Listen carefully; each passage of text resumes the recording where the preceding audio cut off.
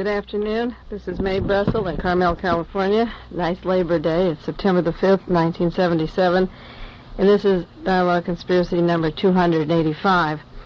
The program today will consist of a discussion about Wilhelm Altman, the witness who had a press conference this last week regarding the John Kennedy assassination conspiracy. And then the bulk of the program will go into the new documents released by the Central Intelligence Agency on the object of controlling human behavior in the United States.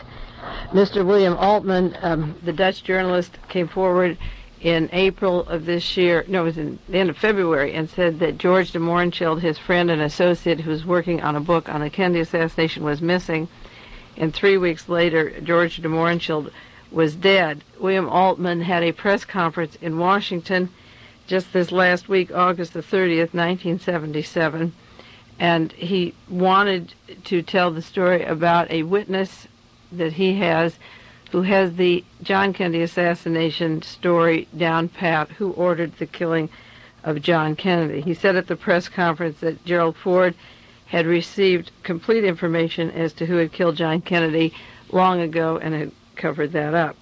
He said that this witness's identity will be known only to President Carter, and after President Carter offers safety for this particular man.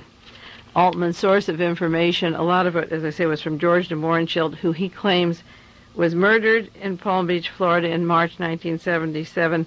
He was shot through the mouth. The story was that he killed himself, and Mr. Altman says that George DeMohrenschildt was murdered. He said at the press conference that Jacqueline Onassis and Aristotle Onassis know who ordered the murder of the Kennedy assassination, and that Onassis' son was murdered because of the information that his father had. On Dialogue Conspiracy in the past years, of course, I've mentioned that the reason Aristotle Onassis' son was murdered was because of these facts, and that George DeMohrenschildt was the most important witness of all the 552 to be called, and that he was murdered. It wasn't a suicide. I was talking about this spring, even on the program of several weeks before he was dead. And I was saying that Gerald Ford was one of the primary people in covering up the Kennedy assassination. He should never have passed the confirmation hearings at the time of Watergate. He wrote a book on Oswald that was based upon perjured testimony and falsified evidence called The Portrait of the Assassin. He leaked information to Life magazine about a diary that Lee Harvey Oswald allegedly wrote with no proof that he wrote it. And he was at the Warren Commission meetings enough by reprinting the minutes of the meetings as testimony of Jack Ruby before, or Jerry Ford when he was in Dallas, Texas. There was a lot of evidence that Gerald Ford had been covering up right from the very beginning. After the press conference in Washington, D.C., Mr. Altman was disgusted. The Washington Post didn't cover the story, and I heard from somebody in New York that the New York Times didn't cover it either. The excuse of the Washington Post was that there was no proof that Altman was telling the truth. But it's very important to the major media that I was discussing last week on Dialogue Conspiracy that they keep covering this story up, because if there was this conspiracy to kill John Kennedy, what are NBC and CBS and the Associated Press, United Press going to do to handle this evidence as these witnesses come forward now and tell who knew about the conspiracy and who ordered the killing of the President of the United States? The various commissions have continued to conceal this evidence. The Rockefeller Commission, Senator Church's Senate Committee, and the House Committee now investigating the assassinations turn the other way and refuse to accept a lot of information or evidence or witnesses. And Mr. Altman was disgusted and finally said that he was going to Holland on a Pan Am this last week and take the airplane. He talked to Ted Gandolfo, the researcher in New York, and said that he would bring his witness to the world media and that NBC would be carrying the story in about 2 weeks, and that the story of who killed Kennedy will not be suppressed by the news media, that it will be told. He said that George DeMohrenschildt's testimony to this story was like the atomic bomb during World War II, and that the witness that he has available for the real story is like the hydrogen bomb, and that this witness will come forward. Ted Gandolfo asked him on the telephone, did Jimmy Carter see you? Would he see you in the White House? And Mr. Altman said his attorney, Mr. Lipschitz, introduced me to somebody at the Justice Department. Ted Gandolfo asked him, does Jimmy Carter agree favorably to expose this information? And Mr. Altman said, oh, definitely, because the plans include the killing of Jimmy Carter, and they would kill him. Therefore, it's in his best interest to expose it at this time. Of course, I've said that the pecking order since World War II was over, after President Eisenhower was in office with Richard Nixon as vice president, was to have Richard Nixon and Spiro Agnew and Ronald Reagan as presidents, as frontmen for this large intelligence operation. And Jimmy Carter's survival would depend upon exposing the Kennedy assassination, that the interim presidents were only there as interim presidents, and there was no way that Robert Kennedy or John Kennedy or Ted Kennedy could become president of the United States, or even allow votes taken away by the George Wallace attempts to become president. So the word from Mr. Altman was that Jimmy Carter would let the information out because he has it in his hands now. He knows who ordered the killing of the President of the United States, John Kennedy, and that he will release that. This conversation that I tape recorded of Mr. Altman talking to Ted Gandolfo was several days ago, and I talked to New York to Ted last night, and he told me that the Dutch newspaper office where Mr. Altman had his headquarters in New York City didn't know where Mr. Altman was the next day, that he usually checks in, and he was supposed to fly to Europe. Whether he quietly slipped away or whether he's been done in like George DeMohrenschildt was after he was missing, we don't know. I hope he's safely on his way. He would be in Europe by now with a witness, and he will be producing it. I think he said NBC has the first rights to break the story. So if Mr. Altman is alive, you can look for a big story coming out on the Kennedy assassination within 10 days. And you can say, well, you heard it on KLRB. For whatever it's worth, a lot of the facts will be coming out. And then if this witness proves to be able to stay alive and come out with this information after 13 years, almost 14 years since the killing of President John Kennedy, then by another 14 years, all the pieces of the layers of cover-up and who is involved should be very clear to the American people. Maybe it would take 25, 26 years to unravel the political assassination syndrome in the United States. But the big way it's going to do is from people from the inside exposing it. Last week on Dialogue Conspiracy, I was very depressed by the committee in Washington, the various researchers who are getting nowhere in exposing their information, the news media barrage of lies and cover-ups, the new serials coming up, the books coming up. And when the program was over, I was saying to a friend who was here at the studio with me, it seems that the only way that this story ever really is going to break is when somebody in the inside, such as a Daniel Ellsberg with the Pentagon Papers, or James McCord leaving the Scotch tape on the door at the hotel, Watergate Hotel in Washington. It's only somebody very high up in the inside who has a pang of conscience, if there's conscience left, who will begin the ball rolling, and then the researchers will come back in with their supporting evidence, and it will get out to the American people. It's obvious that Congress isn't going to do it. Their committees aren't going to do it. So we'll wait and see what Wilhelm Altman comes up with in the next 10 days. In the news, August 2nd, 1977, the New York Times, there was a large article, full page for the New York Times, that's a large article, on the newly released documents of the Central Intelligence Agency. John Marks, co-author of the book The Cull of Intelligence, worked in the State Department in 1966 as an analyst. Then he was a staff assistant to the intelligence director and left in 1970. And John Marks requested through the Freedom of Information Act documents on the mind control projects that the Central Intelligence Agency was doing in the United States. Now, the figures of these projects were overwhelming. Of course, I've mentioned this figure before. They admittedly have said $25 million was spent at 80 colleges and institutions in the United States over a period of 25 years for the express purpose of altering human behavior. Now, that's a big category to swallow. We will alter human behavior. And what I want to do on Dialogue Conspiracy today is, as much time as we have, to list for you some of the methods which these documents have stated they would use to alter human behavior, the purpose of the projects, and then the methods used, because in this broad category, the purposes are pretty shocking.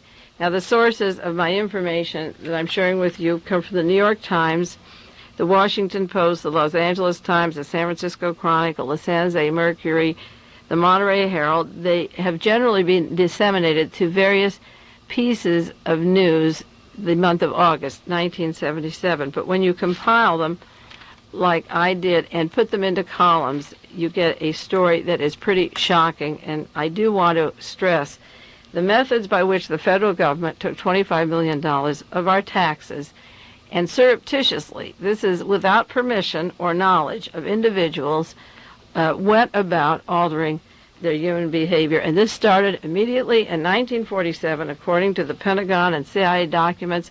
The minute World War II was over, Nazi doctors were brought over here that had been very successful in experiments in the concentration camps in Germany, and combined with doctors in the United States and also in Canada. And here are some of the stated purposes. And then once we get those defined on this program, we can apply them to all the other programs that I've done in the past, if you have the cassettes, or in the future, and see how these stated purposes fit into the historical period of the past 25 years. John Marks said that their techniques of mind bending and mind erasing included manipulating people's minds was the stated purpose of this project. And as I say, we'll go through the methods later, but the purpose was to manipulate their minds. One of the ways, as early as 1949, was to find ways of committing murder and getting away with it with various substances. The purpose was to learn to control behavior through the use of bacteria. Bacteria would be used also to destroy petroleum products, and that's quite a large range. That could even include fertilizer, which is a petroleum product. They wanted to make sociological studies of the Chinese people under communism. They wanted to study an analysis of voting trends in Switzerland through drugs. These hardly need a comment, but I think you see where I'm going. This is surreptitiously, through LSD and other chemicals, study voting trends in Switzerland. If you do that there, you can certainly apply it to the United States. They were interested in almost anything to influence or predict how a person would act in terms of human behavior. They were interested in brothels for politicians, which could be applied to blackmail. They wanted to make people act peculiar under the influence of LSD. This also could be applied later for business contracts, such as the Hughes Empire that used a military man to fix up other military people with women and then blackmail them for contracts. They wanted to find a perfect blackjack, that's the term they used, to cause brain concussions. They wanted to find a way to make people who had a lot to drink stay sober as part of their mission. They wanted to find substances to promote illogical thinking and impulsiveness to the point where the recipient would be discredited in public. I think of Senator Muskie and Congressman Mills at the time that he was drunk on the stage with his little bombshell, or Martha Mitchell after Watergate, or various persons at rock concerts that were made to act peculiar. Find substances that would promote illogical thinking and impulsiveness to the point that the recipient would be discredited in public. This also was applied to Elvis Presley. They wanted to find a substance to make it impossible for a man to perform any physical activity whatsoever. Their purpose was to find substances to create a euphoria with no subsequent letdown, a permanent high, no matter how mean or bad things really were. I think of that now with people getting chemicals in all kinds of foods and chewing gums and bottled drinks and goodness knows what, because nobody is acting in proportion to the emergency of what's going on. There's this permanent euphoria of turning on the tube and drinking a beer and forgetting anything that's going on. One of the objects since 1947 was to get a euphoria. They wanted these knockout drugs that could incapacitate entire buildings full of people. I think of the air conditioning plans that were sold to the White House plumbers in 1972 in Miami. They wanted ways to manufacture food that looks and tastes normal, but when eaten creates anxieties and fears. So on the one hand, they want euphoria, on the other hand, fear. They wanted ways to achieve the controlled production of headaches I think that's interesting. I flicked the TV on this morning while I was making the bed, and the first thing I saw was an Anacin ad for a headache. And then I thought of how many programs of TV commercials sponsor these terrible police movies and violent dramas and so forth. And I think of the way the CIA wanted to control the production of headaches. They wanted to reduce the man to earaches, twitches, jerks, staggers, reduce people to self-doubting masses to subvert their principles. And that can be applied to so many Jewish people becoming Nazis as part of these political assassination syndromes. We can go into that later. I just want to stick to their purposes and the methods today. They wanted a long-range plan to induce anemia so that the agents would not remember their superiors and the superiors would not be compromised. They wanted to white cling the memories of their own agents after certain missions, especially when they went into retirement. That's similar to the movie The Borgia Stick. I think of people whose memories have been erased, and there's endless numbers that we've talked about on this program that might come to your mind. They wanted ways to kill and get away with it. They wanted ways to murder without leaving a trace. They wanted to administer lethal drugs through small spray guns to make people pass out or get amnesia through these aerosol cans. They wanted to study the writings of the psychologists who worked with Adolf Hitler and worried about the occult. I've talked before on Dialogue Conspiracy about Adolf Hitler. There's a book out by John Toland on Hitler in which he was treated by a psychiatrist, Edmund Forster, from the chief of Berlin University Nerve Clinic, and he had a blindness from a hysteria, and he was programmed. He heard voices like Joan of Arc, he would save Germany.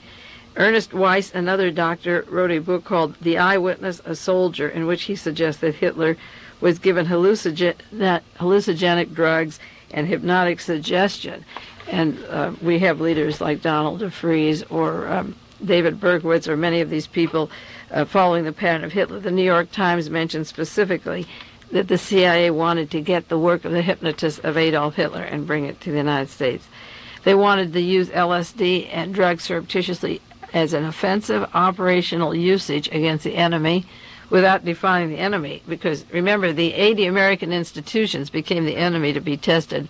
The students, the book came out, LSD on the campus. American youth became the enemy of their parents, of their government, and of course this could be applied to actors, musicians, political activists. Once the CIA defines the enemy, $25 million was spent in perfecting this. They wanted a lot of tick venom to cause muscle paralysis. After the flu shots last year, the swine vaccine, there were hundreds of paralysis cases in the United States that haven't been explained. They wanted insect venom to cause involuntary sleep.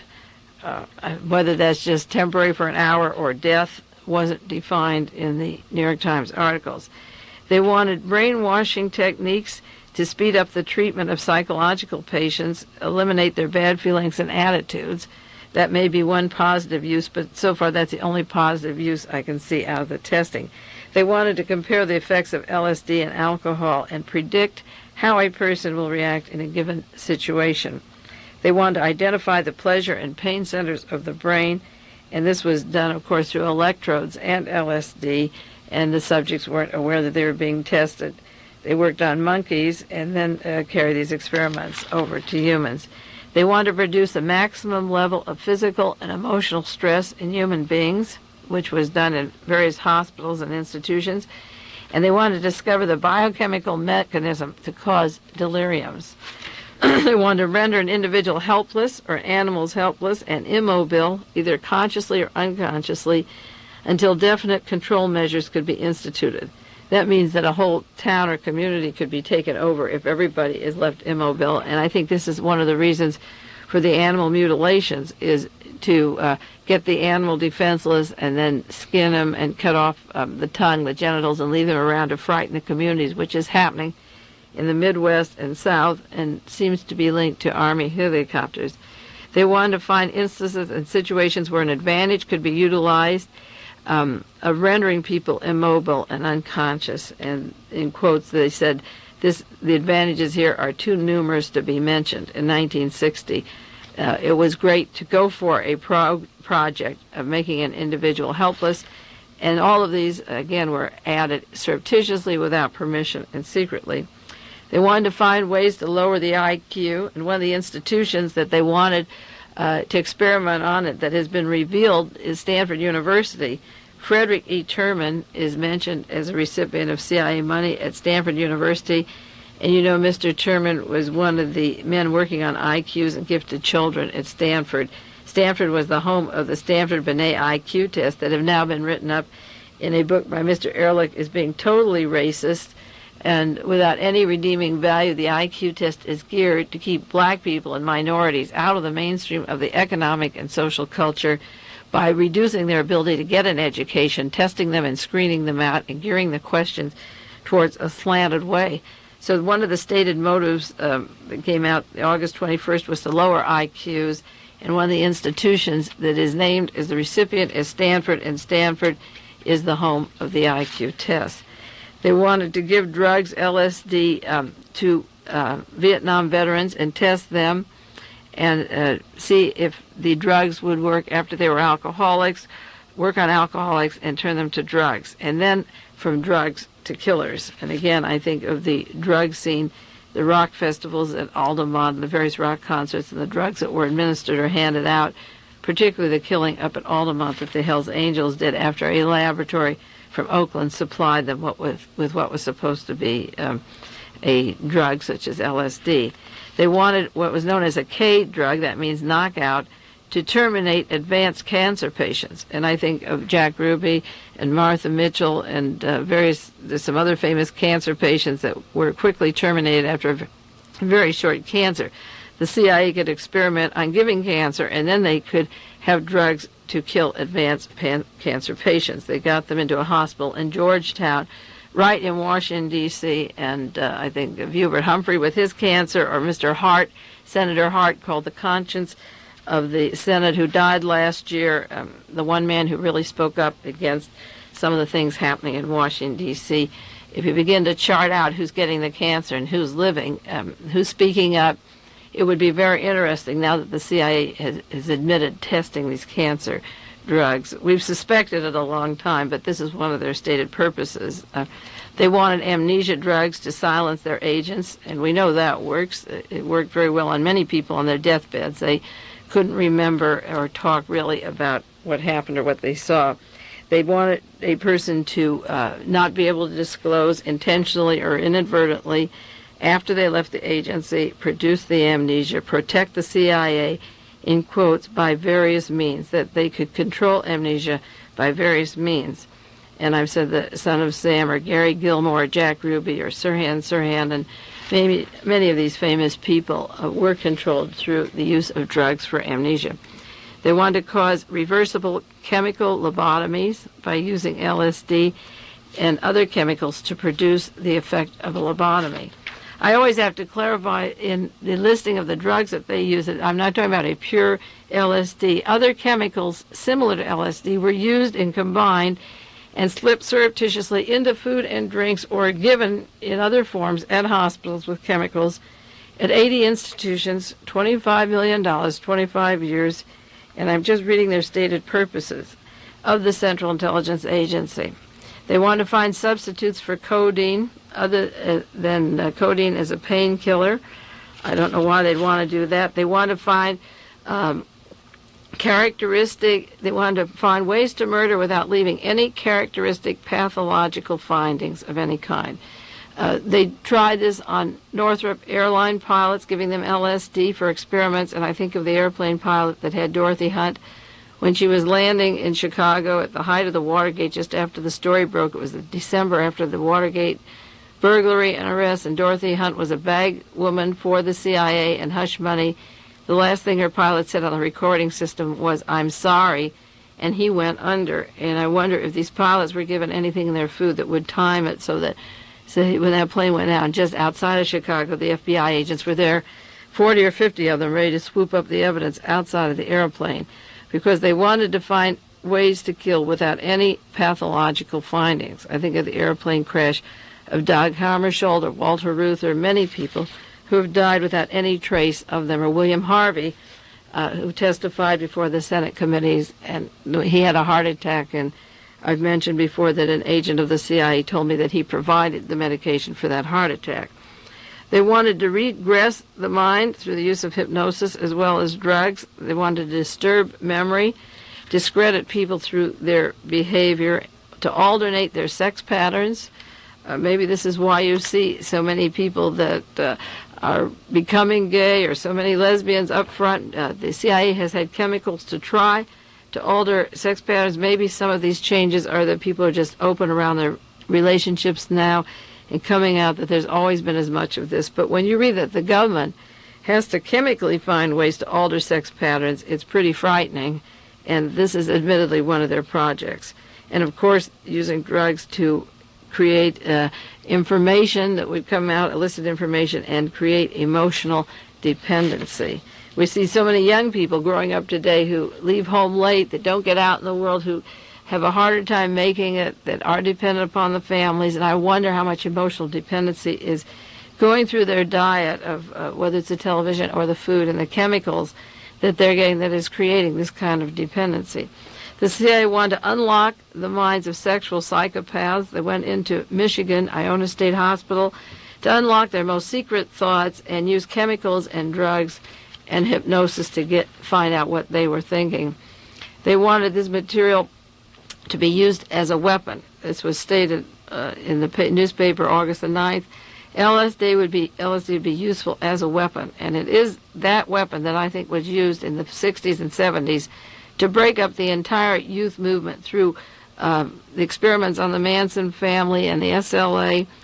These drugs were a combination of chemicals to create leaders, alter human behavior, and see if you can get people to go out, whether it's to rob a bank or kidnap or do any of the tricks that they were doing, writing on the wall, acting incoherent, leaving traces around and not getting arrested by the police right under their nose. I think that these substances were being tested and will be tested more and more as a weapon.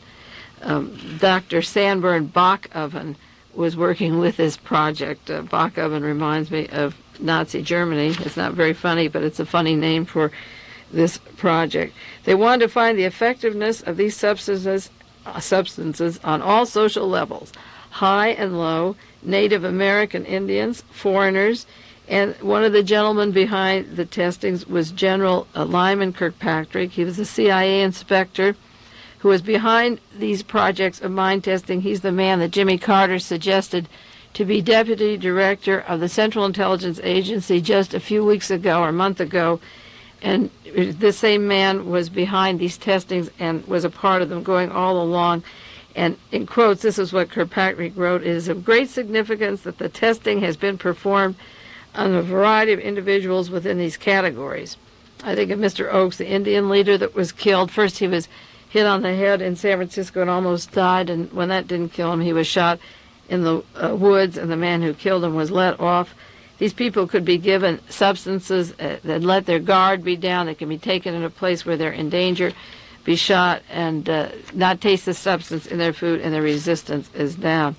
They wanted to create a natural toxic psychosis to find out about mind disorientation. They wanted to create delirium and coma. And as I say, they wanted to treat the terminally ill cancer patients. They wanted to try the brainwashing technique very early. The CIA was doing it in 1965 and earlier up at McGill University in Montreal. Dr. Wolf from Cornell was working with Alan Dulles of the Central Intelligence Agency. And, of course, Alan Dulles was on the Warren Commission and had a lot to do with the lies and stories about Lee Harvey Oswald, or the manipulation of doubles of Lee Harvey Oswald. And he was so deep into the Kennedy assassination, and yet Alan Dulles was the man who started the CIA after the OSS days and began the altering of human behavior in 1947. It's no wonder that our assassins, or alleged assassins, the men who didn't do the shooting but sat in jail as patsies, like Arthur Bremer and James Earl Ray and Sirhan, had those silly grins, and these people like David Berkowitz have these silly grins and don't know who they are.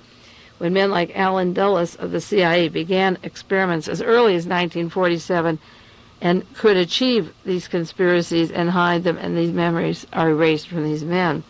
Another purpose was to study illnesses from voice patterns, take voice patterns of various people and monitor them and find out what their illnesses are. They wanted to experiment on isolation and sensory deprivation of humans.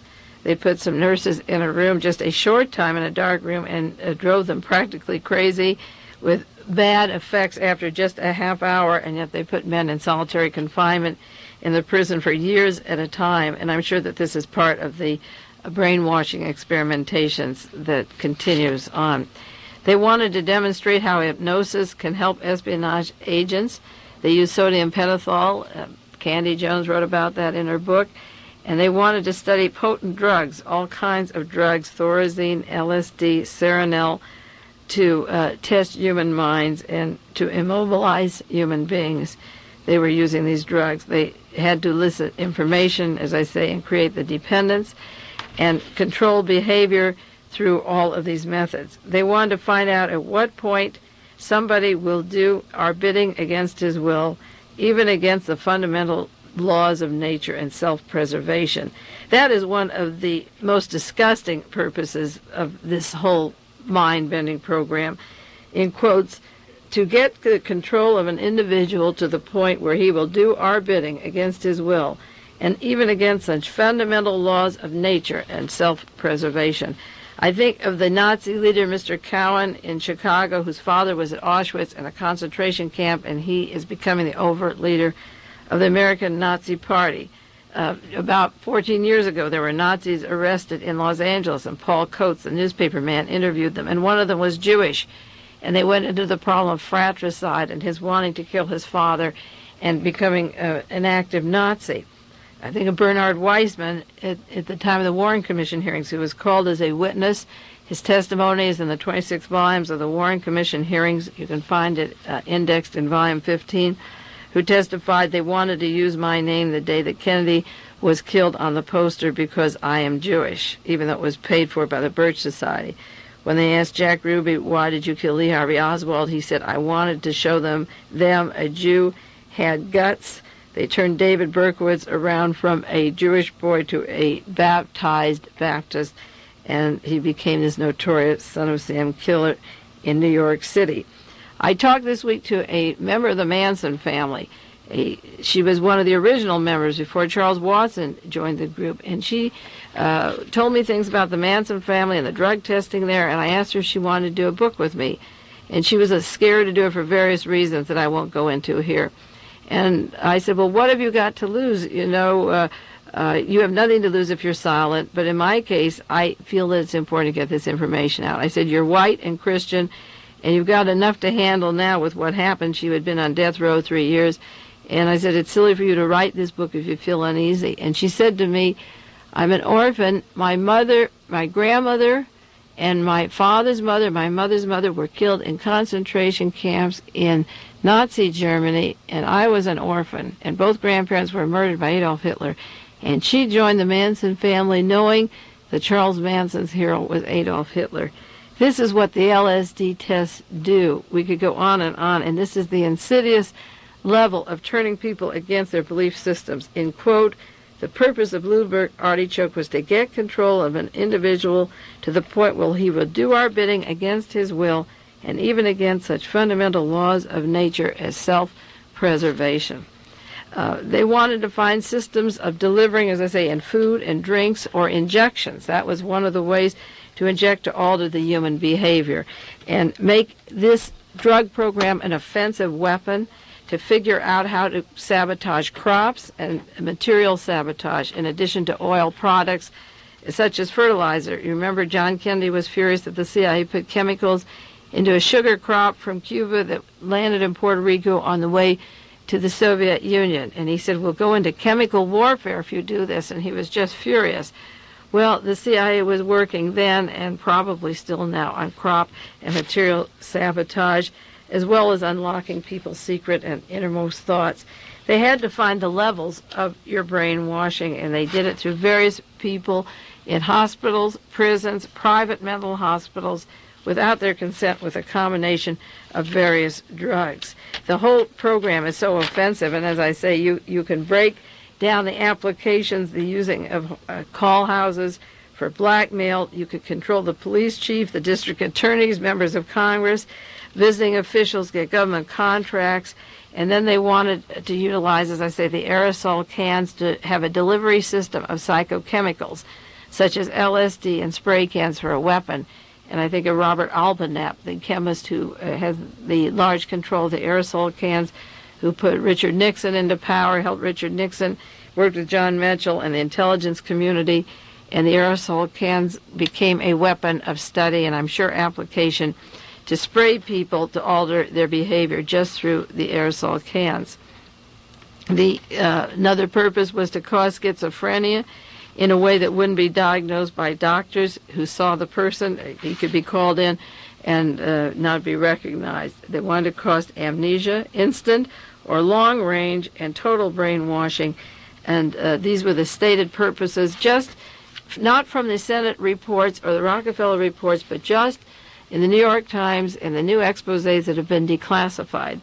Richard Helms of the CIA, the director of the CIA, who began very early with Allen Dulles in these experimentations, was supposed to have destroyed many of these documents on the eve of his departure to become the ambassador to Iran, but some of these have been discovered in another location and have been exposed and will be put in a book by Mr. John Marks. Now, for the last 8 minutes or so, I can give you some of the ways by which those purposes were done. For one thing, they bought a lot of tetanus toxoid. They bought bags of lime for burials. They were supposed to use for animals, but I think of the story of the Romanovs. At the time, they were supposed to have died in Russia, and lime was used. The bodies were never really discovered. The CIA bought lime for their experiments. They used brothels. They used dope addicts and prostitutes, and the method was to sit there and record what people were doing, give them exotic chemicals and biological agents, and then turn this over on a microphone and various people could listen to it. They wanted substances to make you act illogical, chemical substances to inhibit your physical activity. They used morphine-like molecules for the human brain. They used a chemical called enkephalin, enkephalin, endorphins that would help relax. They used thorazines, tranquilizers, LSD. Serenol was used to immobilize. These were some of the chemicals that were used for their memory. They kept pools of human subjects to continue their cover.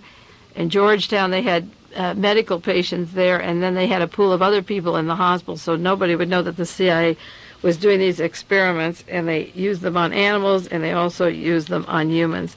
Their chief interest at one institution was toxic substances, the cerebral state centers of patients, and one institution got $43,000 for toxic substances. They analyzed blood serums, cerebral spinal fluids, intraperitoneal fluids from the abdomen, pleural fluids from the lungs, and then they studied terminal cases and studied toxic cerebral states. Can you imagine how many injections into people and fluids taken from them? And they didn't know that they were being used by the CIA for the express purpose of not curing their disease, but altering human behavior for maybe the entire United States.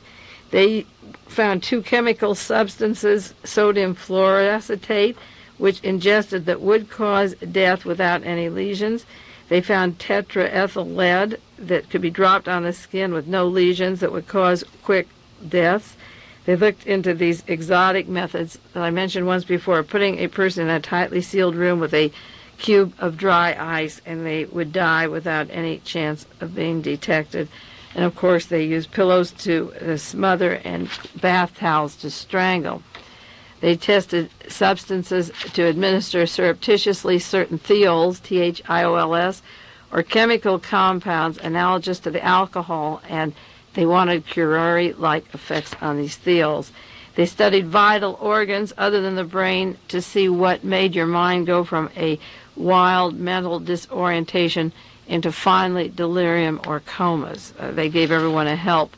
One report says that they tried 100 new drugs and found 3 to be very promising, including a potent new type of barbiturate and possible alcohol anecdotes.